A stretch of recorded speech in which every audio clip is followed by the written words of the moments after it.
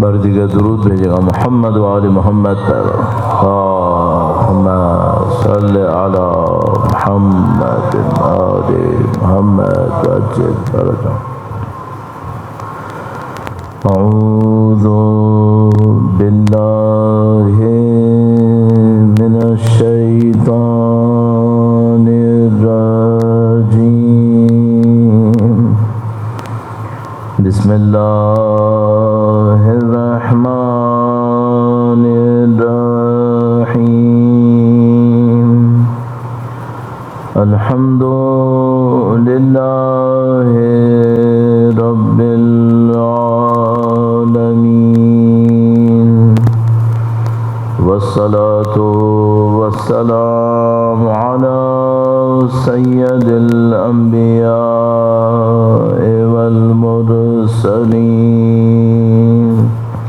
حبیب الہ العالمین ابی القاسم محمد صلی علی محمد محمد وعجل فرجه وعلى آله الطيبين الطاهرين سيما بقية الله في الأراضين قال الله تعالى في كتابه الكريم بسم الله الرحمن الرحيم أم حسبت أن أصحاب الكهف والرقيم كانوا من آياتنا عجبا درود بھیجے گا محمد و آل محمد پر صلی علی محمد و آل محمد وعجل فرجهم خدا نے متعال کا انتہائی لطف و کرم، انتہائی شکر پروردگار کا ایک بار پھر خدا نے سعادت نصیب کی، اہل بیت اطہار علیہ السلام کے ذکر کی، دین مبین کی تبلیغ کی، اللہ کی دی ہوئی اس نعمت کا شکر بجا لانے کے لیے، اور انشاءاللہ اس دین کی مزید عزت و سلامتی کے لیے، مظلوموں کی فتح و نصرت کے لیے، بالاخص فلسطین کے مظلوموں کی کامیابی کے لیے، انشاءاللہ ان کے مقابل غاصب دشمن کی نابودی کے لیے، اور بالآخر ان تمام واقعات کے ذریعے سے وقت کے امام کے ظہور میں تعجیل کے لیے، ان کے نصرت کی سعادت کے لیے درود بھیجیں محمد و آل محمد پر صلی علی محمد و آل محمد وعجل فرجهم خدا تعالیٰ نے قرآن کریم میں متعدد وعدے ارشاد فرمائے قوانین کی صورت میں۔ حقیقت یہ ہے کہ جو بھی خدا متعال کا حکم ہوتا ہے وہ در حقیقت ایک قانون ہوتا ہے، یا آپ یہ کہہ سکتے ہیں کہ جس قانون پر خدا نے اس کائنات کو خلق کیا ہے، خدا اس قانون کو ایک حکم کی صورت میں بیان کرتا ہے۔ یعنی مثلا خدا متعال نے اگر فرمایا کہ اگر اہل قریہ ایمان لائیں، تقوی اختیار کریں تو ہم زمین و آسمان کی برکتوں کو ان پہ نازل کر دیں گے، تو یہ بظاہر ایک اللہ کا حکم ہے کہ تقوی لاؤ، ایمان لاؤ، تقوی لاؤ، لیکن اس کے پیچھے ایک قانون بنا ہوا ہے۔ وہ قانون کیا کہہ رہا ہے؟ وہ یہ کہ اگر تمہیں زمین اور آسمان کی برکتیں چاہیے اس کا راستہ گناہ سے نہیں ہے، اس کا راستہ فسق و فجور سے نہیں ہے۔ زمین و آسمان کی برکتیں چاہیے اس کا راستہ ایمان سے ہے، اس کا راستہ تقوی سے ہے۔ اب یہ کہ کوئی انسان کس راستے کو اختیار کرے یہ اس کو آزادی ہے، کہ وہ اس کے باوجود کہ خدا نے بتا دیا کہ عزت اس میں ہے، ذلت اس میں ہے، کامیابی یہاں پر ہے، ناکامی وہاں پر ہے، وہ خدا نہ کرے نعوذ باللہ تعالی اپنی نفسانی خواہشات کی وجہ سے جا کر گناہ کا راستہ اختیار کرتا ہے، تو پھر اس گناہ کے نتیجے میں آنے والے نتائج کو بھی جھیلنا پڑتا ہے۔ جو کچھ اس وقت ہماری اس اسلامی دنیا کی حالت ہے، یہ ایسا نہیں ہو سکتا کہ خدا نے مسلمانوں کے لیے یہ مقدر طے کیا ہوا ہو۔ یہ کیسے ہو سکتا ہے؟ یا مثال کے طور پر خدا نہ کرے کوئی یہ سوچے کہ مسلمان، جیسے ہمارے بعض جو منتقدین ہوتے ہیں، کرٹکس ہوتے ہیں، وہ کچھ اس طرح بولنے لگتے ہیں مسلمان طبیعتاً ایسے ہیں، فطرتاً ایسے ہیں، کوئی مسلمان کو بولے گا، کوئی پاکستان کو بولنے لگے گا، کوئی کس بولنے لگے گا۔ یہ بھی میں آپ کی خدمت میں عرض کرتا چلوں کہ یہ جو بہت سارے آپ اور میں سوشل میڈیا کے اوپر جیسے پاکستان کی کوئی تضحیق کرتا ہے، ملک کی تضحیق کرتا ہے، دین کے بارے میں کہتا ہے، مذہب کے بارے میں کہتا ہے، یہ ایک ہی بات ہوتی ہے جو بعض اوقات 20 ملکوں میں چل رہی ہوتی ہے اور ان کے نام سے چل رہی ہوتی ہے۔ تو مثلا یہاں پہ آپ ایک کوئی لطیفہ ٹائپ کا پڑھیں گے، حتیٰ کوئی مصنوعی واقعہ پڑھیں گے کہ مثلا پاکستانی ڈاکٹرز نے یہ کام خراب کر دیا، یہی واقعہ 15-20 اور ملکوں میں ان کے نام سے چل رہا ہوگا۔ پتہ نہیں دنیا میں کوئی ہے ایسا کوئی، اب سوشل میڈیا کے ہوتے ہوئے تو بہت ہی آسان ہے کہ وہ اس کا کام ہی ہے کہ لوگوں کی ہمتوں ارادوں کو پست کرنا۔ اور مشکل یہاں پہ یہ ہے کہ ہم میں سے بعض دوست احباب بنا سوچے سمجھے کہ بھائی یہ جو میسیج آپ بھیج رہے ہیں یہ تعمیری نہیں ہے، یہ کچھ کنسٹرکٹ نہیں کرے گا، یہ صرف تباہ کرے گا، ارادوں کو کمزور کرے گا، ہمتوں کو پست کرے گا، لوگوں کو اپنی نظروں میں گرائے گا۔ وہ پتہ نہیں اصلاح کی نیت سے یا اپنے کسی دل کی بھڑاس نکالنے کے لیے وہ انہی چیزوں کو آگے بھیجتے رہتے ہیں۔ میں پتہ نہیں کتنی دفعہ، ہر دفعہ شاید ہر سال عشرے کے اندر اس بات کے اوپر اصرار کرتا ہوں، مجھ سے اگر کوئی کہے آپ نے زندگی میں کتنے میسیجز فارورڈ کیے ہوں گے، بہت کم کہ میں مثال کے طور پر بلک میں فارورڈ کر دوں کوئی میسیج، کبھی بھی نہیں کروں گا۔ تو کبھی بھی آپ یہ کام نہ کریں۔ اور آج انشاءاللہ خطبے کے اس حصے میں، امام کے مکتوب کے اس حصے میں ہم پڑھیں گے کہ کوشش کریں گے کہ امام نے فرمایا قاضی کو کیسا ہونا چاہیے۔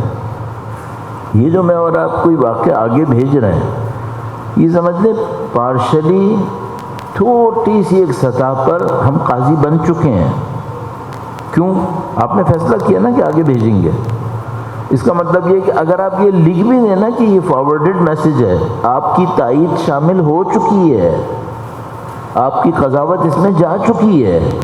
اچھا، آپ نے جو فارورڈ کیا، آپ نے لکھا کہ یہ فارورڈڈ ہے، میری کوئی تقصیر نہیں ہے، بھیجا کیوں تھا؟ بھائی اتنے غیر ذمہ دار آپ کیوں ہیں؟ اگر میں اتنا غیر ذمہ دار انسان ہوں کہ میں کوئی چیز پڑھے بغیر بھیج رہا ہوں، اچھا یہ بھی ہو رہا ہے، یہ تو اور ہی تعجب کی بات ہے۔ ایک دفعہ ایک آدمی پڑھتا ہے اور بھیجتا ہے، پتہ نہیں کتنے واقعات میں ثابت ہوا ہے کہ سامنے والے نے پڑھا بھی نہیں ہے، اس کو بس ایک پکچر نظر آئی، اس نے بھیج دیا، اس سے قطع نظر کہ اس میں تھا کیا، تو نہیں پڑھا بھیجا، وہ تو اور ہی غلطی ہے۔ پڑھ کے بھیجا ہے اور نیچے لکھ دو فارورڈڈ میسیج، آپ بری ذمہ نہیں ہوں گے، آپ اس کا حصہ ہیں، آپ نے قضاوت کر دی ہے، اور یہ جو آپ نے قضاوت کی ہے اس کا بار، اس کا بوجھ آپ کو اٹھانا پڑے گا۔ اب یہ تھا کہ آپ نے اس قضاوت کو کیوں کیا، آپ کے پاس کیا بنیاد تھی، آپ نے طرفین کی بات سنی تھی یا نہیں سنی تھی؟ مجھے تعجب ہے بعض اوقات۔ اب ایک کلپ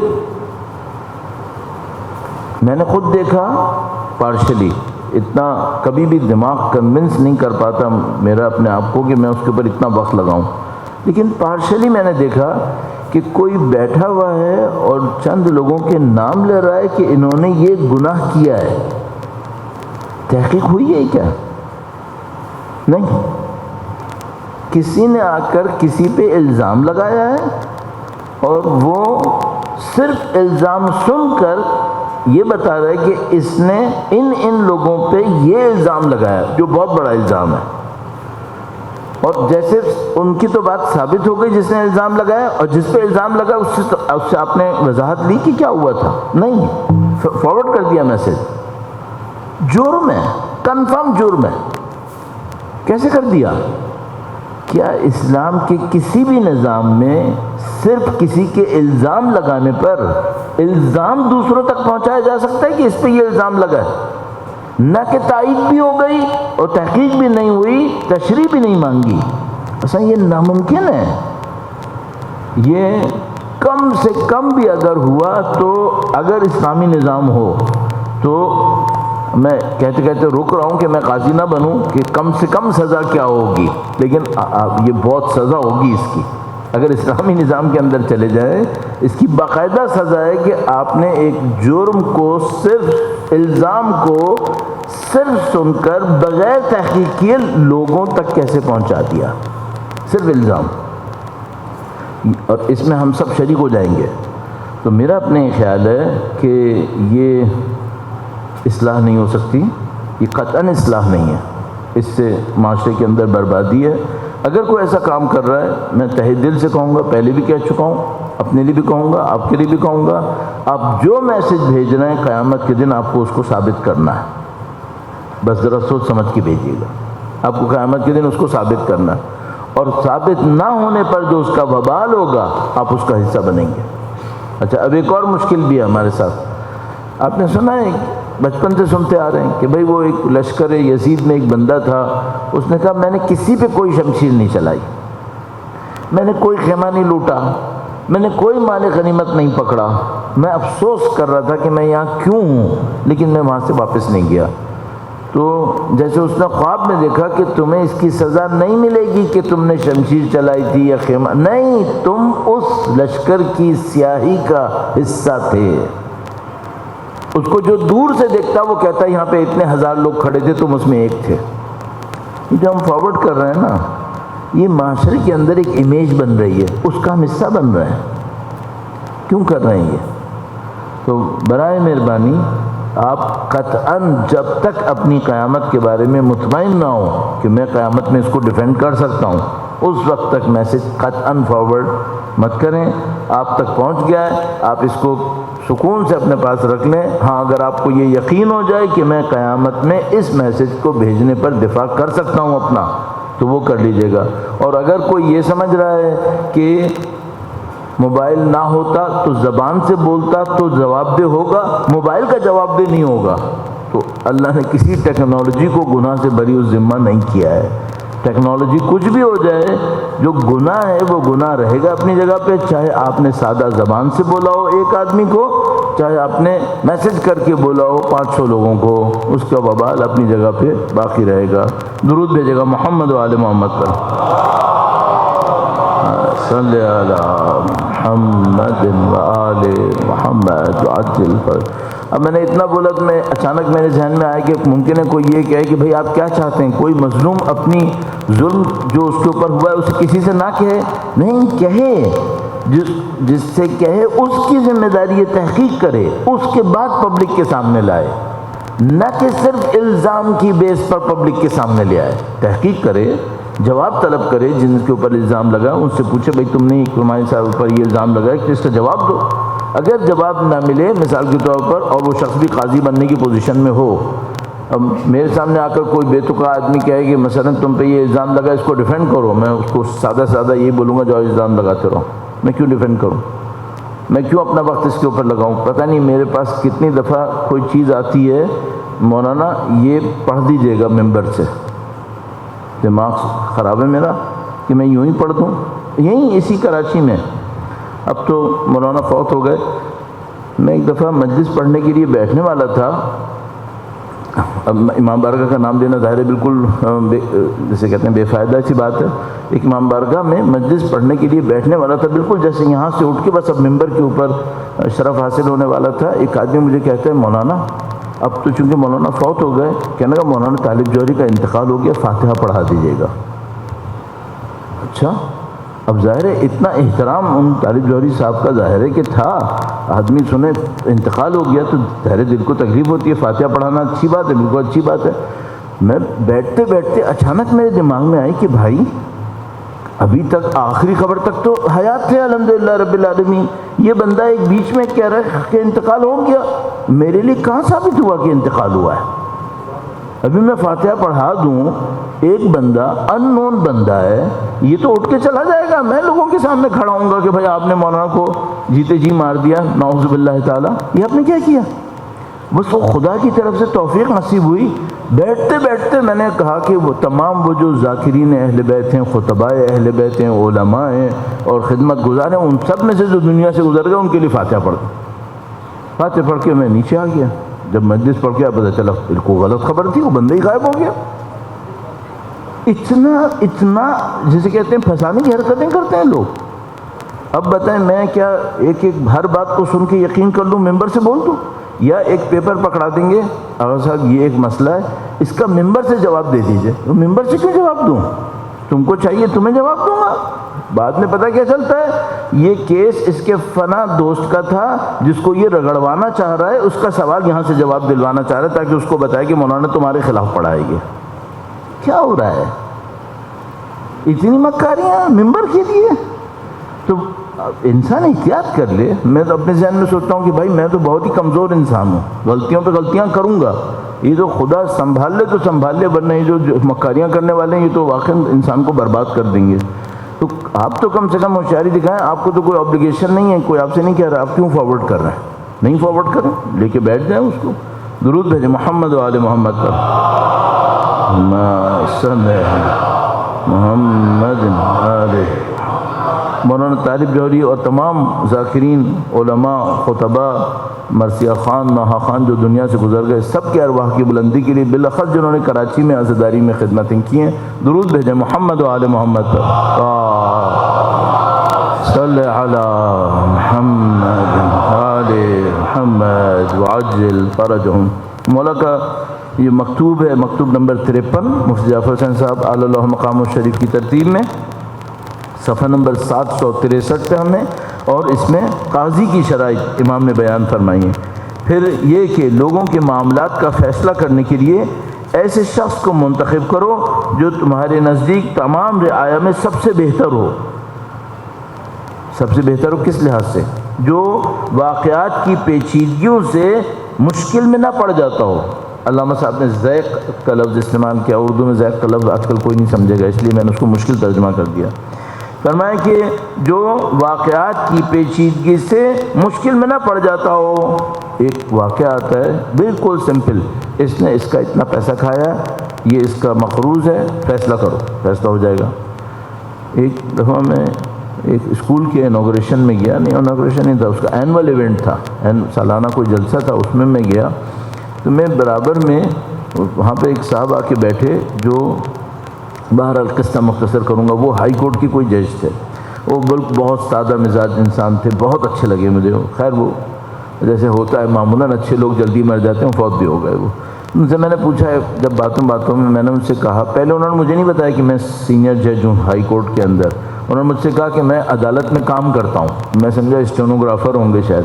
پھر میں نے ان سے پوچھا کہ آپ کیا کام کرتے ہیں؟ پھر انہوں نے کہا کہ میں سینئر جج ہوں ہائی کورٹ. میں نے کہا میں سنبھل کے بیٹھوں بھائی یہاں پہ. پھر میں نے ان سے کہا کہ آپ کا کام بہت سخت ہے.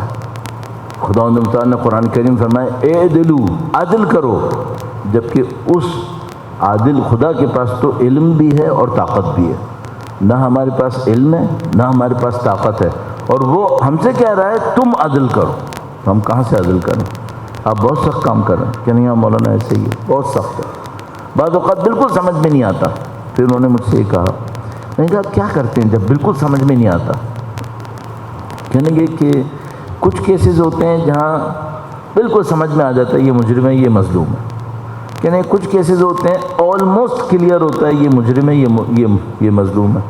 کہنے کچھ کیسز ہوتے ہیں کچھ سمجھ میں نہیں آتا, یا اتنا کلوز ہوتا ہے 60-40 55-45.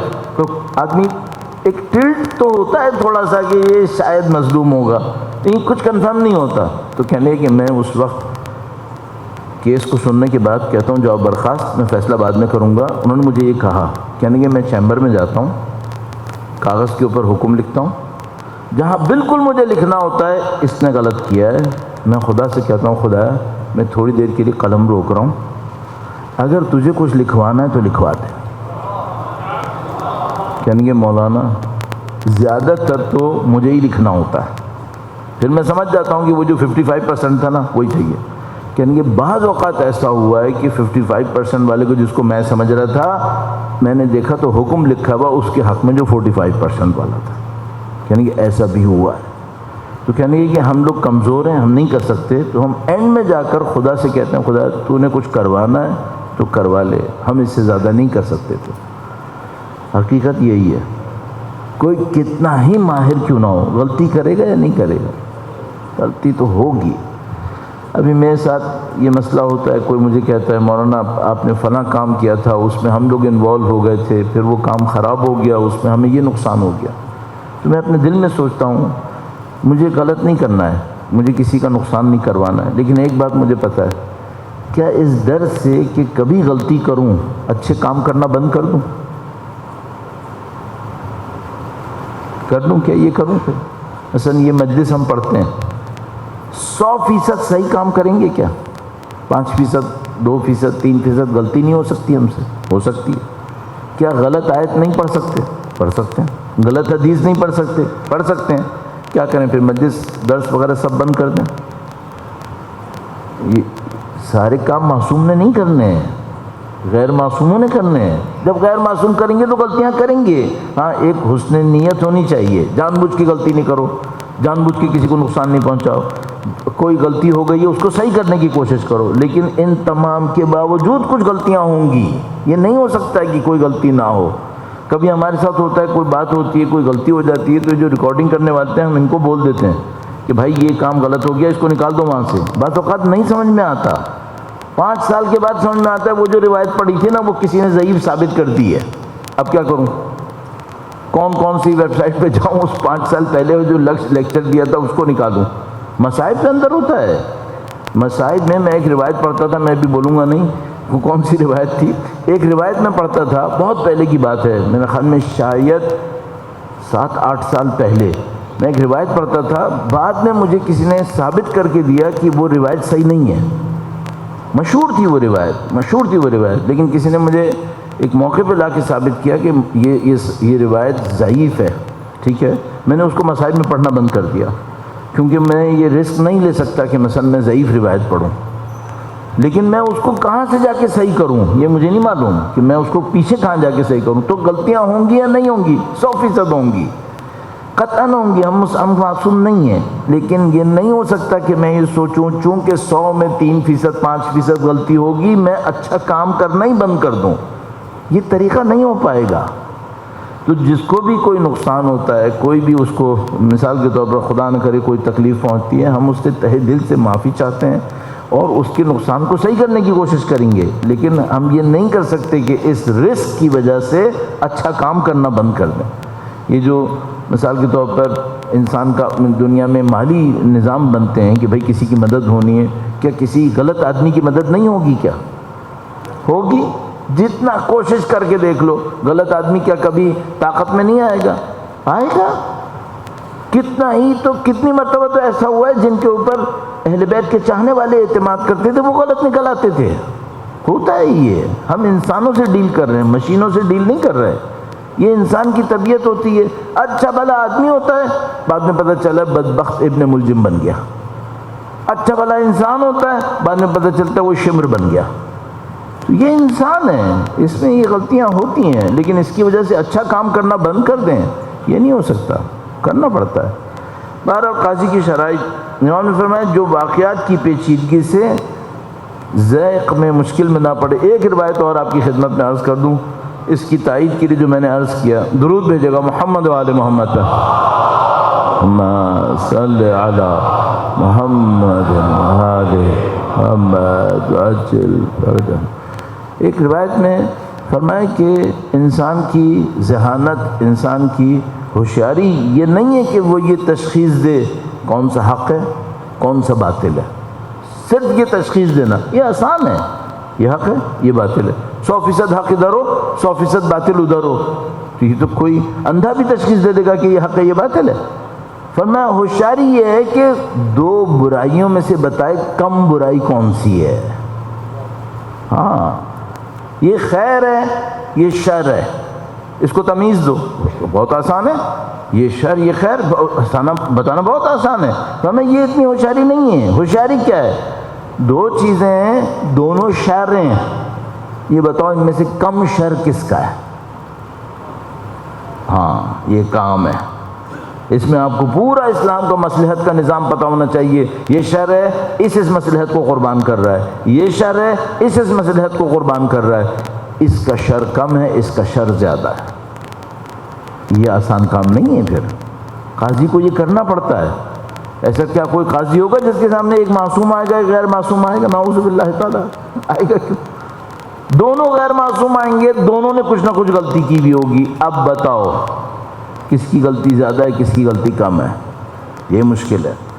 جو واقعات کی پیچیدگیوں سے مشکل میں نہ پڑے، نہ جھگڑا کرنے والوں کے رویے سے غصے میں آتا ہو، نہ اپنے کسی غلط نقطۂ نظر پہ اکڑتا اور اتراتا ہو، نہ حق کو پہچان کر اس کے اختیار کرنے میں طبیعت پہ بار محسوس کرے، نہ اس کا نفس ذاتی طمع پہ جھک پڑے، اور نہ بغیر پوری طرح چھان بین کے سرسری طور پر کسی معاملے کو سمجھ لینے پر اکتفا کرے، جس کی مثال میں نے آپ کی خدمت میں شروع میں عرض کی۔ ایک کیس سامنے آ جائے، وہ کہتا ہے دیکھنے میں تو یہ مظلوم ہے، بس ایک ویڈیو تیار کی، یہ مظلوم ہے، یہ 3 نام لیے گئے، یہ ظالم ہے، اور ان کا یہ ہونا چاہیے، ان کا یہ ہونا چاہیے۔ تمہیں کس نے قاضی ہونے کے لیے بٹھایا؟ قاضی ایسا ہوتا ہے؟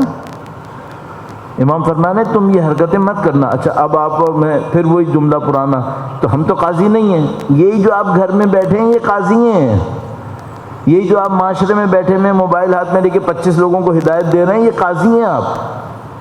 میں جس زمانے میں SMS کا زمانہ تھا اور یہ بم دھماکے وغیرہ بھی ہو رہے تھے، تو ایک دن میں نے دیکھا ایک میسج آیا کہ آج سوگ کا دن ہے، پوری قوم سوگ منائے گی کالی پٹی باندھ کے۔ میں کہا بھائی یہ کس لیڈر کی طرف سے سوگ کا اناؤنسمنٹ ہو گیا؟ اچھا اب یہ جو بے تکے اناؤنسمنٹ اگر تک سے نہ ہوں اور لوگ سوگ نہ منائیں تو آپ کی بات خراب ہوتی ہے کہ شیعت میں سوگ اناؤنس ہوا پھر منایا بھی نہیں کسی نے۔ اب میں حیران کہ یہ پتہ نہیں کون سے لیڈر کی طرف سے یہ میسج جاری ہوا ہے، تو میں نے جس نے کیا تھا اس کو میں نے ریورس پہ میسج کیا۔ اس زمانے میں ٹیکسٹ میسیجز کا دور تھا، یہ واٹس ایپ وغیرہ نہیں تھے۔ میں نے اس کو میسج کیا، میں نے کہا یہ کس نے کہا ہے کہ آج یوم سوگ ہے، قوم سوگ منائے؟ 24 سال کا ایک بچہ تھا بیچارہ، وہ قوم کی نمائندگی میں سوگ کے اعلان کر رہا تھا۔ تمہیں کس نے اس پوسٹ پہ بٹھایا ہے؟ بلا وجہ میں اپنی قوم کی امیج خراب کر رہے ہو، بے تکی حرکتیں، کل جواب دینا پڑ جائے گا تمہیں۔ ابھی یہ دیکھیں یہ جو مثلا رہبر معظم نے کہا انتقام سخت ہے، پوری مشینری اس بات پہ لگی ہوئی ہے کہ ہمیں رہبری کی بات پوری کرنی ہے۔ بے تکی کوئی بات نہیں ہوتی ہے۔ رہبر نے کئی سال پہلے صہیونیوں کو ایک بات کہی تھی، یعنی کہ وہ دور ختم ہو گیا کہ تم مارو گے اور بھاگ جاؤ گے، اب اگر مارو گے تو مار کھاؤ گے بھی۔ اس دن سے آج تک یہی کیا ہوا ہے، جہاں یہ ماریں گے ان کو مار لگائی جائے گی۔ صحیح، اب جو بات کہہ دی ہے پوری کرنی ہے۔ اب اس طرح قوم بنتی ہے، نہ کہ مثلا میں جاؤں، ایک واقعہ ہوا پبلک سامنے بھری پڑی ہے 25,000 20,000، میں نے کھڑے ہو کر کہا اگر حکومت نے 48 گھنٹے کے اندر یہ نہیں کیا تو پھر ہم دیکھیں گے، اور ابھی یہ بھی نہیں سوچا کہ کیا دیکھیں گے۔ یہ کیسے؟ یہ تو اپنی قوم کو کمزور کر رہے ہیں۔ تو یہ جذباتی حرکتوں کی کوئی گنجائش نہیں ہے۔ امام فرما رہے ہیں قاضی بنے، قاضی ایسے بنے، اور یہ تو قوم کی لیڈرشپ کا معاملہ ہے، یہ ایک کیس کی قضاوت نہیں ہے، پوری قوم کو آپ لیڈ کر رہے ہوتے ہو بعض اوقات، تو سوچ سمجھ کے انسان کام کرے، جو اسٹیٹس اس کا نہیں ہے وہ قطعاً مت دے۔ امام نے فرمایا انسان کی بدبختی کے لیے اتنا ہی کافی ہے کہ وہ اپنے آپ کو اس سیٹ پہ بٹھائے جس کا وہ اہل نہیں تھا۔ تو وہ ایک 24 سال کا بچہ ہے بیچارہ، اچھی نیت رکھتا ہے، قوم کے لیے اچھے جذبے رکھتا ہے، لیکن اپنے آپ کو بٹھا رہا ہے لیڈرشپ کی جگہ پہ۔ یہ بھائی یہ کانٹوں کی سیج ہے، یہاں تم کہاں بیٹھنے آ گئے؟ سوچ سمجھ کے آؤ۔ امام نے فرمایا کہ کسی غلط نقطۂ نظر پہ اڑتا نہ ہو، نہ حق کو پہچان کر اس کے اختیار کرنے میں طبیعت پہ بار محسوس کرتا ہو، نہ اس کا نفس ذاتی طمع پر جھک پڑے۔ وہ دیکھیں میں اگر یہ کام ذرا سا اتنا کر دوں نا تو 2 گھر تو مجھے ویسے ہی مل جائیں گے، نہیں یہ سب نہیں چاہیے یہاں پہ۔ اور نہ بغیر پوری طرح چھان بین کے سرسری طور پر کسی معاملے کو سمجھ لینے پہ اکتفا کرے، نہیں یہ نہیں چاہیے۔ کیا کرنا چاہیے؟ شک و شبے کے موقع پہ قدم روک لیتا ہو۔ غلط قدم بڑھانا رکے رہنے سے زیادہ نقصان دہ ہے۔ غلط قدم بڑھانا رکے رہنے سے زیادہ نقصان، رک جاؤ، تھوڑی دیر رک جاؤ، یہ بہتر ہے اس کے مقابلے میں کہ غلط قدم اٹھاؤ، کیونکہ ایک غلط قدم اٹھاتے ہو دشمن کے اندر طاقت بن جاتی ہے، اور پھر ایک اور مشکل یہ ہوتی ہے کہ دشمن کو یہ ٹریک مل جاتا ہے کہ مجھے اگر اس سے یہ کام نکلوانا ہے تو یہ کروں گا تو یہ کام کر دے گا، وہ کنٹرول آپ کے ہاتھ میں لے لیتا ہے انڈائریکٹلی۔ تو کبھی بھی شک و شبے کے موقع پر قدم نہیں بڑھاؤ۔ امام فرمانے توقف کرو، رک جاؤ وہاں پہ، اپنے آپ کو مضبوط کرو۔ اب یہ لوگ جو اتنا ٹائم لگا رہے ہیں یہ اسی لیے کر رہے ہیں، یہ بے سوچے سمجھے کوئی کام نہیں کرنا چاہ رہے۔ مجھے ایک اور میرے ذہن میں دو باتیں اس وقت آتی ہیں. ایک تو یہ کہ شاید 40 کا انتظار کر رہے ہیں، یہ 40 سے پہلے نہیں کرنا چاہ رہے، کیونکہ 40 میں کروڑوں اہل بیت کے ماننے والے میدان میں ہوں گے، تو یہ نہیں چاہتے کہ ان کی جانوں سے کھیلا جائے. پہلی بات تو یہ. دوسری بات یہ کہ یہ شاید اس کے بدلے میں غزہ کو آزاد کروانا چاہ رہے ہیں کہ بھئی اگر حملے سے بچنا ہے تو غزہ کا معاملہ ختم کر لو. یہ شاید ان غاصبوں سے یہ منوانا چاہ رہے ہیں. تو میرا اپنا یہ خیال ہے کہ یہ معاملہ اس طرح سے ہے. بہرحال یہ اللہ جانتا ہے کہ اصل معاملہ کیا ہے، لیکن ایک بات ہے کہ کنفرم دنیا کی انٹیلیجنس یہ کہہ چکی کہ وہ تیاری کیے بیٹھے ہیں، کسی بھی ٹائم پہ اسٹرائک کر دیں گے، کسی بھی ٹائم پہ. لیکن میرا اپنا یہ خیال ہے کہ شاید یہ 1-2 مصلحتیں ہیں جس کی وجہ سے یہ شاید انتظار کریں گے. باقی اللہ سے دعا کرتے ہیں خدایا حق کو فتح و نصرت نصیب فرما اور اس صہیونیت باطل کو نیست و نابود فرما انشاءاللہ. درود بھیجیں محمد و آل محمد صلی علی محمد و آل محمد وعجل فرج. شک و شبے کے موقع پر قدم روک لیتا ہو، دلیل اور حجت کو سب سے زیادہ اہمیت دیتا ہو. پسند ناپسند، میرا جاننے والا ہے، میرا ماننے والا ہے، یہ سب نہیں چاہیے. دلیل اور حجت کو سب سے زیادہ اہمیت دیتا ہو. فریقین کی بحثہ بحثی سے اکتا نہ جاتا ہو. وہ کیا ہے، میں نے 1 گھنٹے میں فیصلہ کرنا ہے، جو بولنا جلدی جلدی بولو، بس میں نے فیصلہ کرنا ہے 1 گھنٹے میں. نہیں، ایسا نہیں ہو سکتا. حق و باطل کا معاملہ، ٹائم لو، اپنا کام کرو. معاملات کی تحقیق میں بڑے صبر و ضبط سے کام لیتا ہو، اور جب حقیقت آئینہ ہو جاتی ہو، حقیقت کھل کے آ گئی، بے دھڑک فیصلہ کرے. وہ ایسا ہو جسے سراہنا مغرور نہ بنائے. آپ دیکھیے کمانڈر کے لیے بھی امام نے یہی کہا تھا کہ وہ جو کمانڈر ہو وہ لوگوں کو یہ بتا چکا ہو کہ تم میری تعریفیں کرو گے، مجھے اچھا نہیں لگے گا. یہاں پر بھی امام قاضی کے لیے بھی یہی کہا، لوگوں کا سراہنا بہت اچھا ہے، آپ تو زمین پر خدا کے نمائندے اور یہ سب نہیں چاہیے.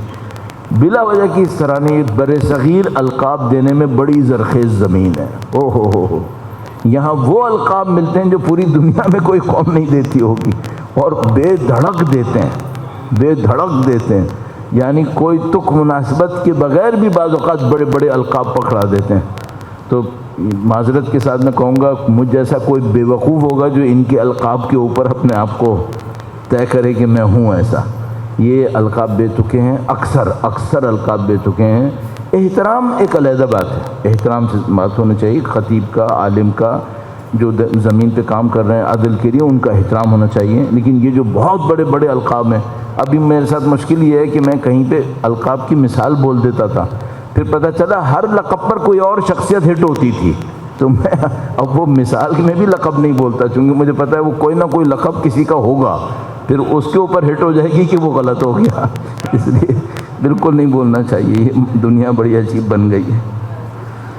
معاملات بے دھڑک حق کا، اور جب حقیقت آئینہ ہو جائے تو بے دھڑک فیصلہ کرے.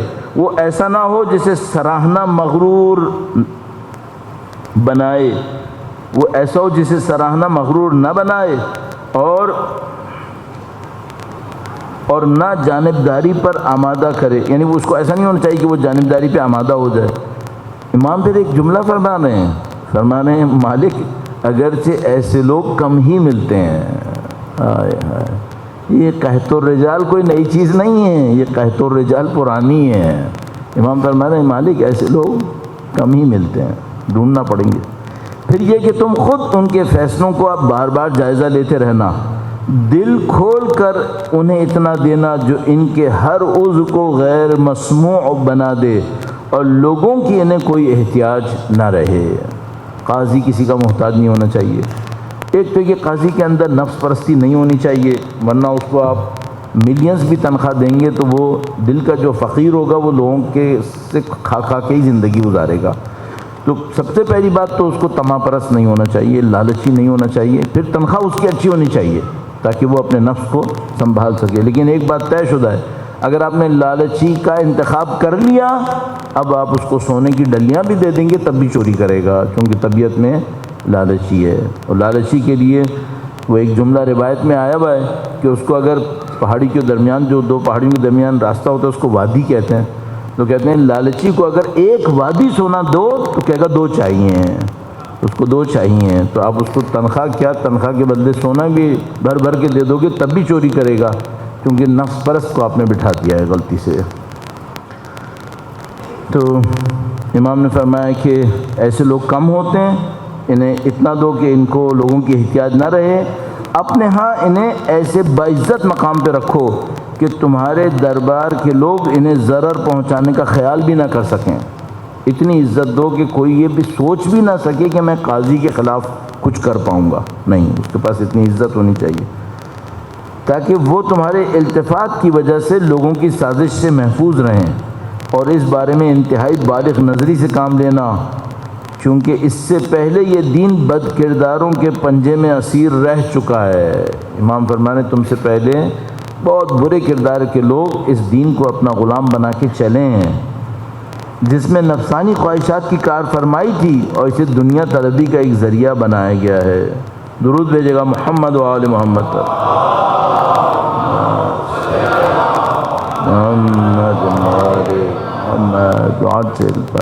امام نے ایک موقع پہ ارشاد فرمایا کہ تم ان کے فیصلوں کو بار بار چھان پھٹک کر کے دیکھتے رہنا۔ صحیح، مجھے اب ان تمام باتوں کو جو میں نے ابھی آپ کی خدمت میں عرض کی کئی دفعہ عرض کر چکا ہوں، ہمیں یہ سوچے بغیر کہ یہ قاضی کے لیے کہی گئی ہیں یا حاکم کے لیے کہی گئی ہیں، ہمیں اپنے اوپر لانا ہے، کیونکہ یہی جو درجے اور مقامات ہوتے ہیں یہ ہم چھوٹی کیپیسٹی میں اپنی لائف میں کر رہے ہوتے ہیں۔ تو ہمارے پاس ایک روایت موجود ہے کہ 2 بچے تھے، وہ بالکل ہی ابتدائی طور پر کچھ لکھائی سیکھ رہے تھے، صحیح ہے، تو دونوں نے کاغذ کے اوپر کوئی لکھائی لکھی ہوئی تھی جو بہت ہی ابتدائی تھی۔ مثلا سمجھ لیں جیسے آپ کے سامنے کوئی کلاس 2 کے بچے ہیں، ان کا کوئی کمپٹیشن ہوا ہے 2 بچوں کا، اور آپ کے سامنے لکھائی لائی گئی ہے اور آپ سے کہا گیا کہ بھئی اس کا آپ بتائیں کون سی بہتر ہے۔ تو مولا کے سامنے لائی گئی، مولا نے دونوں کو غور سے دیکھا، تو جب غور سے دیکھ رہے تھے تو ایک بندہ وہاں پہ بیٹھا تھا، اس نے کہا کہ مولا بچے ہیں، اتنا غور کی ضرورت نہیں ہے۔ امام نے فرمایا نہیں، 2 بچوں کی لکھائی میں بھی فیصلہ کرنا ہے، ایسے نہیں کہ میں کہوں یہ صحیح ہے، نہیں، ٹھیک ہے اس کی لکھائی بھی کوئی خاص نہیں ہے، اس کی لکھائی بھی کوئی خاص نہیں ہے، لیکن کوئی خاص نہیں ہے میں سے کون سا بہتر ہے، اب یہ تو دیکھوں گا۔ تو امام ہمیں یہ سکھا رہے ہیں۔ اب ہم لوگوں کے ساتھ مشکل یہ ہے، میں نے عرض کیا، ہم لوگ بے دھڑک ہیں، نتائج دیکھے بغیر، سنبھالے بغیر بے دھڑک بولنے والے ہیں۔ ایک مشورے کے طور پہ آپ سے عرض کروں گا، اپنے لیے زندگی میں میں طے کیا ہوا ہے، مجھے کوئی بھی کال کرتا ہے، کوئی بھی میسج کرتا ہے، میں ہمیشہ یہ سوچتا ہوں کہ یہ کال، یہ میسج کسی پبلک کے سامنے لاؤڈ اسپیکر پہ سنایا جائے گا، اب بولو، اب لکھو، اور کیا کیا نہیں آتا ہے گند۔ ہمارے معاشرے میں اپنے دل کی بڑاس دکھا رہا ہوں شاید، ایک ادارے میں ایک صاحب ہیں، وہ اس ادارے کو چلا رہے ہیں، ان کو یہ خطرہ ہے کہ کوئی ان کے ادارے کو لینے والا ہے، تو وہ مختلف بندوں کے پاس ایک اور بندے کو بھیجتے ہیں یہ کہہ کے کہ مجھے اس ادارے میں جاب دلا دیں، یہ چیک کرنے کے لیے کہ اس کا ارادہ تو نہیں کہ میرے ادارے پہ قبضہ کرے۔ اتنی حرکتیں، اور آپ مثال کے طور پر کیا سوچیں گے، کوئی مجھے یہ سمجھ رہا ہے کہ میں اس ادارے کا مالک ہوں، تو آپ کہیں گے ہاں ہاں میں کرواتا ہوں، میں یہ ہوں، اب وہ کہے گا اچھا بیٹا یہ کمپیٹیٹر ہے میرا، ایک کہانی شروع ہو گئی۔ یا کوئی فقہی مسئلہ پوچھے گا، ایسے انداز میں پوچھے گا کہ آپ کو گراؤنڈ دے کہ آپ اپنی نفسانی خواہشات کو پورا کر سکتے ہیں۔ ہمیشہ یہ سوچئے گا کہ یہ جو کال آئی ہے نا، یہ کل لاؤڈ اسپیکر پہ اعلان ہونی ہے، یہ جو میسج آیا ہے یہ لاؤڈ اسپیکر پہ جائے گا۔ شرعی مسئلہ بھی پوچھ رہے ہیں، اپنی عزت نفس کو بچاؤ، اپنی عزت نفس کو بچاؤ۔ یہ مکاریاں کرنے میں ماہر ہیں پیچھے والے لوگ، وہ مکاریاں کر کر کے پھنسا لیتے ہیں لوگوں کو۔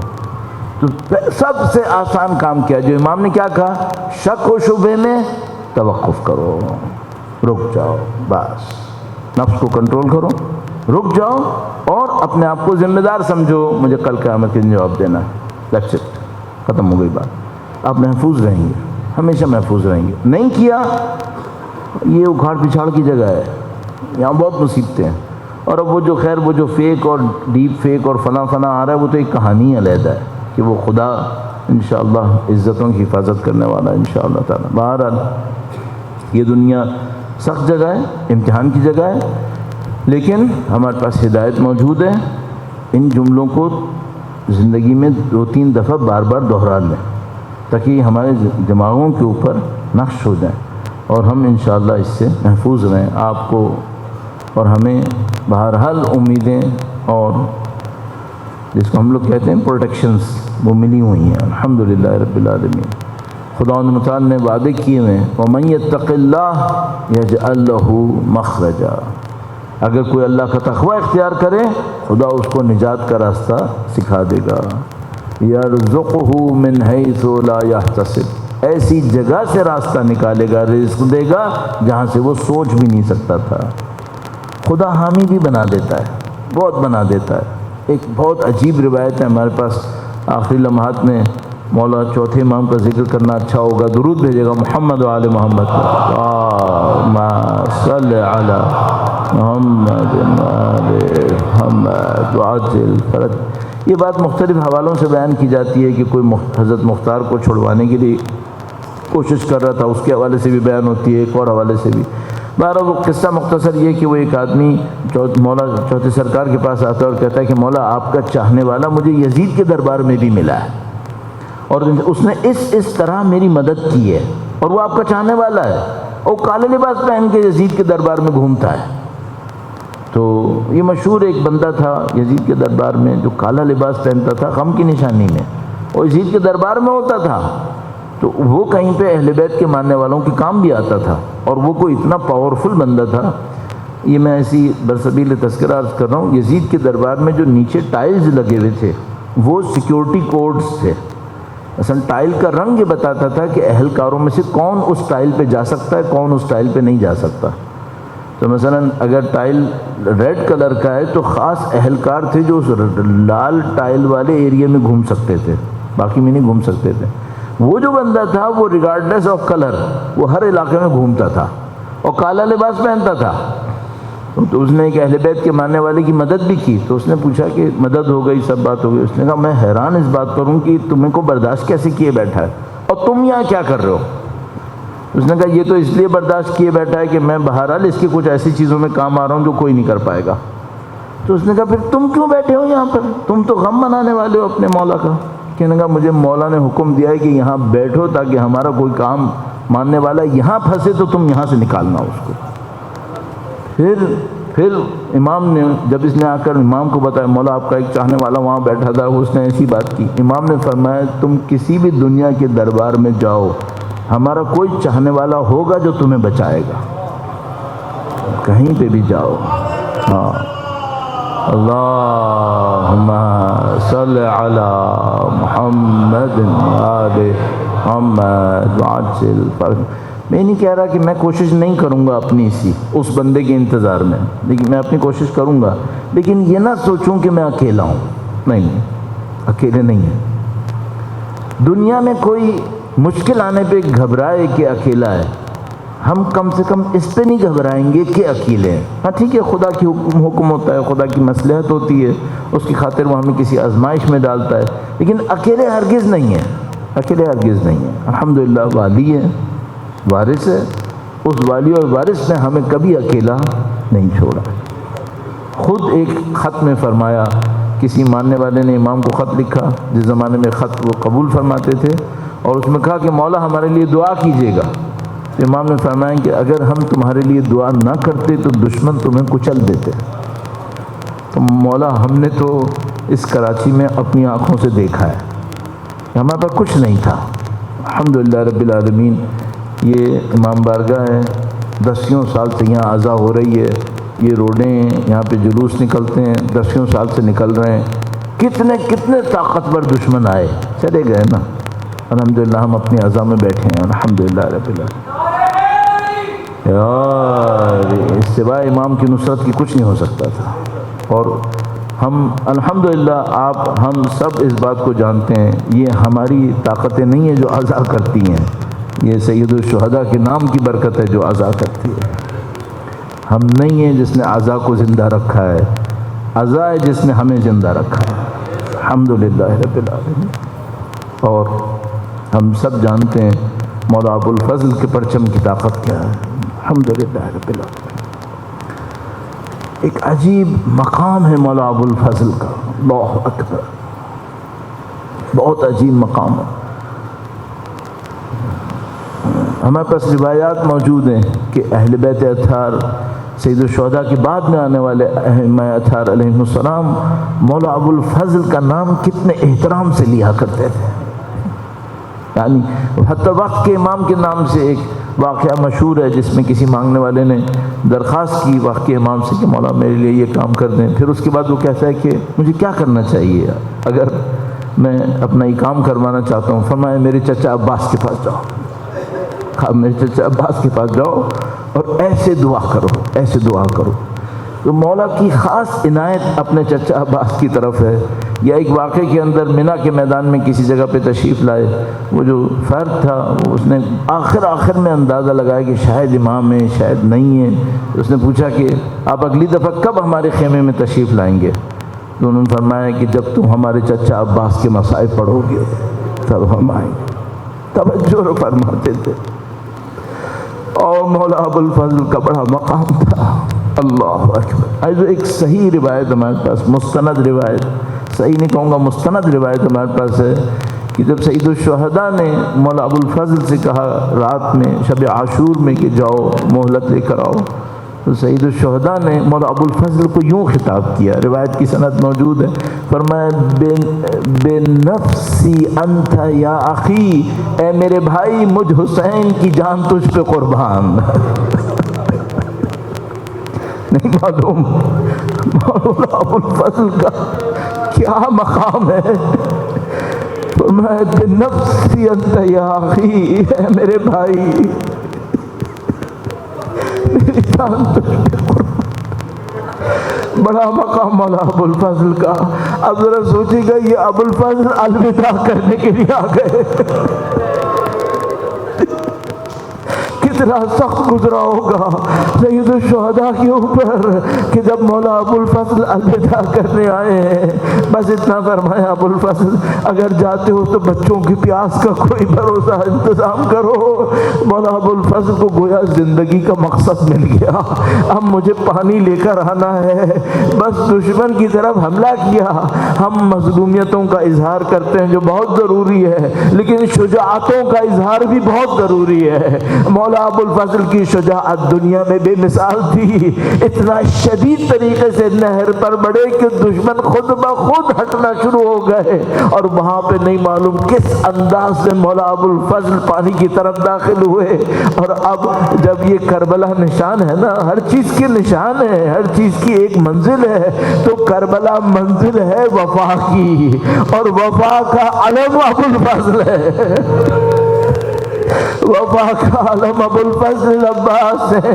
کس طرح پانی تک پہنچے اور کتنے دنوں کا پیاسا ہو، اور پانی کو چلو میں لے اور نہ پیے اور کہے میں کیسے پیوں، میرا بھائی حسین پیاسا ہے، میرا مولا حسین پیاسا ہے، وہ بچیاں پیاسی ہیں۔ اب پیاس کے عالم میں ہی زلجنا لے کر باہر تشریف لائے، مشکیزہ ہاتھ میں ہے، گویا علم لے کر بڑھ رہے ہیں۔ عزیزو ایک شعر تبدیل فرمایا، کہا خدا کی قسم اگر تم نے میرا سیدھا ہاتھ کاٹ بھی دیا ہے تب بھی میں اپنے امام کا دفاع کروں گا۔ گویا سیدھا ہاتھ قطع ہوا، پھر تھوڑی دیر آگے بڑھے، پھر شعر تبدیل کیا، فرمایا دونوں ہاتھ کٹ گئے تو کیا، میری جان میرے امام پر قربان ہے۔ ہاتھ کٹ گئے تو کیا، مشکیزہ تو ہے، ابھی مشکیزہ پہنچانے کا کام باقی ہے۔ اب تیر ستم چلنا شروع ہوئے، مشکیزہ کو کیسے بچائے، کبھی ادھر پسلیوں پر کبھی ادھر پسلیوں پر، کبھی بازوؤں کٹے ہوئے پر، بس تیر کسی طرح مشکیزہ تک نہ لگے۔ اب ایک تیر مشکیزہ کو لگ گیا، پانی بہنے لگا، ابو الفضل کٹے ہوئے ہوئے شانوں کے ساتھ دوبارہ نہر کی طرف بڑھے. ابھی کام باقی ہے، بس ایک اور گرز لگا. ایسو تھوڑا سا رک کر جب تیر بڑھ رہے تھے مشکیزہ کی طرف تو پسلیوں میں تیر لے لیے تھے. جب مشکیزہ چھد گئی تھی وہ سارے تیر سینوں میں لگ چکے تھے. بی بی سیدہ فرماتی ہیں میرے ماننے والوں کو بتاؤ، جب کوئی گھوڑے سے گرتا ہے تو بازوؤں میں گرتا ہے. میرا بیٹا عباس سینوں میں تیر لیے ہوئے تھا اور بازو بھی منقطع تھے. مولا ابو الفضل کی آنکھ میں گویا ایک تیر لگا ہوا تھا. وہ چاہتے تھے، یوں لگتا ہے جیسے وہ چاہتے تھے کہ سید الشہداء وہ تیر آنکھ میں لگا ہوا نہ دیکھے.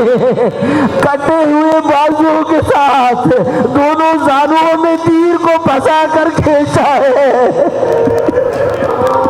تاکہ کسی طرح وہ تیر نکل آئے.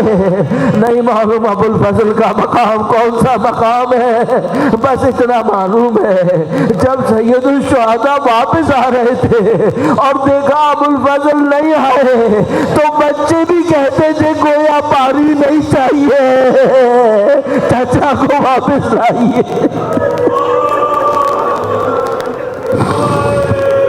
لعنت اللہ علی القوم الظالمین. خداوندہ جنہوں نے مولا ابو الفضل پہ ظلم کیا، ان کی اولاد، ان کے آبان و انصار پہ ظلم کیا، انہیں بدترین عذاب میں مبتلا فرما. خداوندہ مولا ابو الفضل کی مظلومیت کے صدقے میں خداوندہ اہل بیت کے وارث کے ظہور میں تعجیل فرما. ہمیں ان کی نصرت کی سعادت اس راہ میں شہادت نصیب فرما. ماتم حسین.